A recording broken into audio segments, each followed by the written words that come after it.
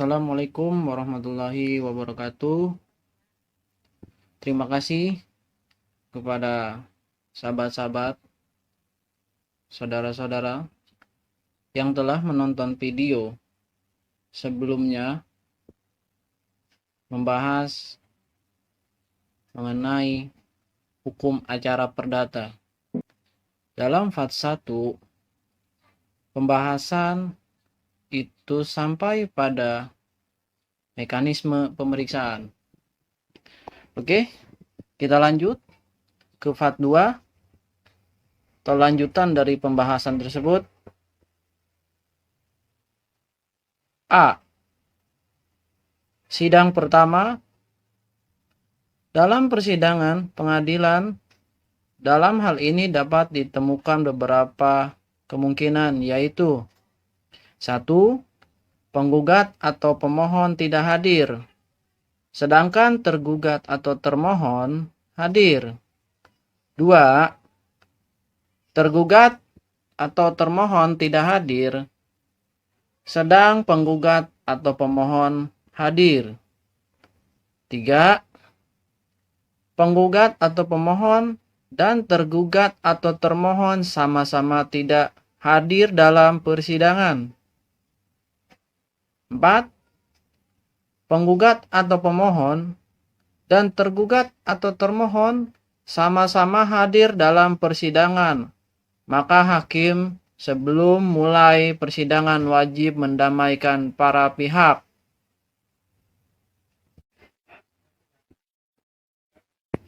B. Upaya perdamaian. Pasal 130 HIR, jika pada hari yang ditentukan kedua belah pihak tidak datang, maka mencoba mendamaikan. Jika berhasil dibuat akta perdamaian, keduanya harus mentaati. Dimasukkan dalam putusan, tidak bisa dibanding kalau perlu ada juru bahasa.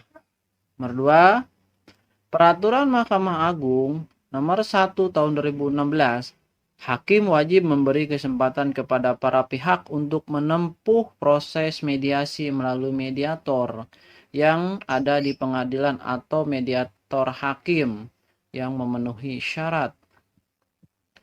Dan kemudian hakim atau mediator wajib melaporkan hasil dari mediasinya.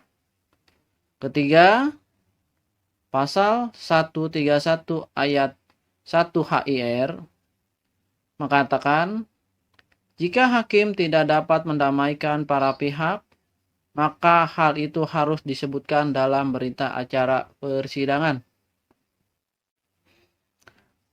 C. Penundaan hari sidang.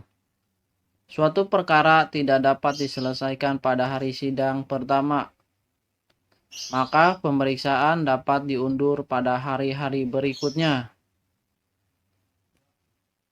Pengunduran hari sidang harus dirumuskan dan dikonfirmasikan kepada kedua belah pihak di hadapan persidangan pada hari itu. Sekaligus pengumuman tersebut merupakan panggilan resmi untuk hadir pada persidangan. Jadi di sini hakim ketika menunda persidangan untuk memanggil kembali para pihak yang berperkara tidak perlu dibuat undangan secara tertulis, kan tetapi sudah diberitahukan pada saat sebelum sidang tersebut ditunda atau setelah sidang tersebut ditunda. D. Hak ingkar working terhadap hakim. Pasal 29 ayat 3 Undang-Undang Nomor 20 Undang-Undang Nomor 4 Tahun 2004 tentang kekuasaan kehakiman dijelaskan bahwa seorang hakim wajib mengundurkan diri dari persidangan apabila terkait hubungan keluarga saudara atau semendak sampai derajat ketiga, atau hubungan suami atau istri meskipun telah bercerai. Jadi di sini hakim wajib mengundurkan diri apabila hakim memiliki ikatan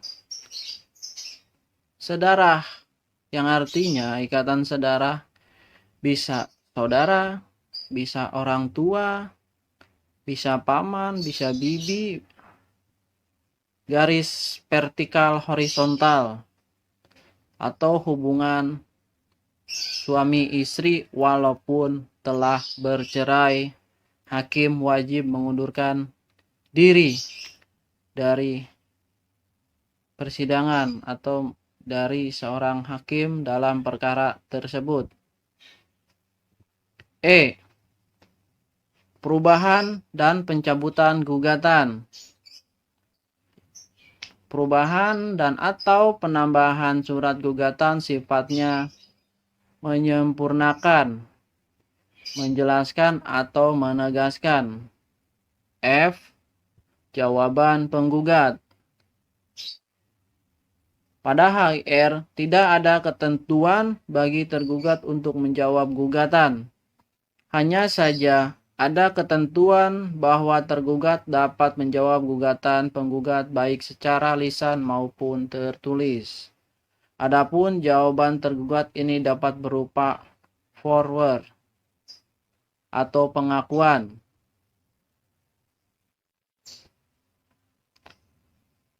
G. Replik penggugat. Dalam tahap ini, penggugat tetap mempertahankan gugatan dan menambah keterangan yang dianggap perlu untuk memperjelaskan dalil-dalilnya, atau kemungkinan juga penggugat mengubah sikap dengan membenarkan jawaban atau membantah jawaban tergugat.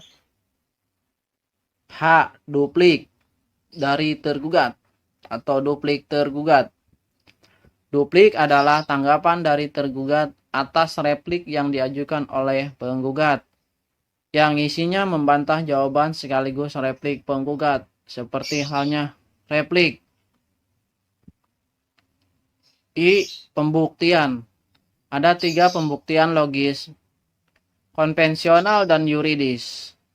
Pembuktian dalam pengertian logis adalah memberi kepastian yang bersifat mutlak dan berlaku bagi setiap orang dan tidak perlu bukti lawan.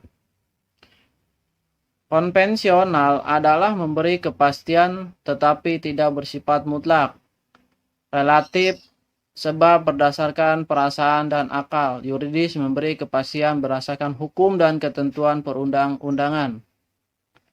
Pasal 163 HR, Pasal 283 RBG, dan Pasal 1865 BW KUH Perdata, yang berbunyi, barang siapa menyatakan ia mempunyai hak atau ia menyebut sesuatu perbuatan untuk menguatkan haknya itu, atau untuk membantah hak orang lain, maka orang itu harus membuktikan adanya hak atau adanya kejadian itu.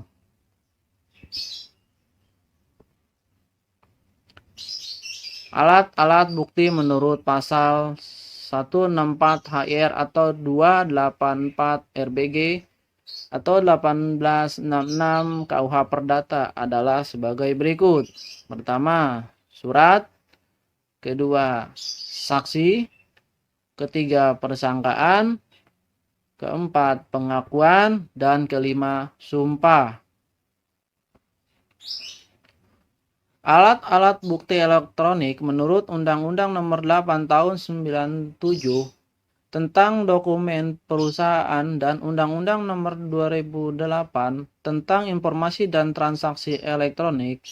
Alat bukti elektronik berupa email, faksimile, SMS, foto, hasil rekaman suara atau gambar, tiket elektronik, dokumen elektronik, media elektronik, dan lain-lain. Alat bukti elektronik ini sebagian sudah diatur secara formal dan sebagian belum. Adapun yang sudah diatur adalah media elektronik yang tersimpan dalam mikrofilm, media bukan kertas, dan menjamin keaslian dokumen. Sekian pembahasan hukum acara perdata part 2. Untuk selanjutnya pembahasan akan saya bahas di part 3. Mohon maaf apabila ada kata yang salah. Wabillahi taufiq wal hidayah. Wassalamualaikum warahmatullahi wabarakatuh.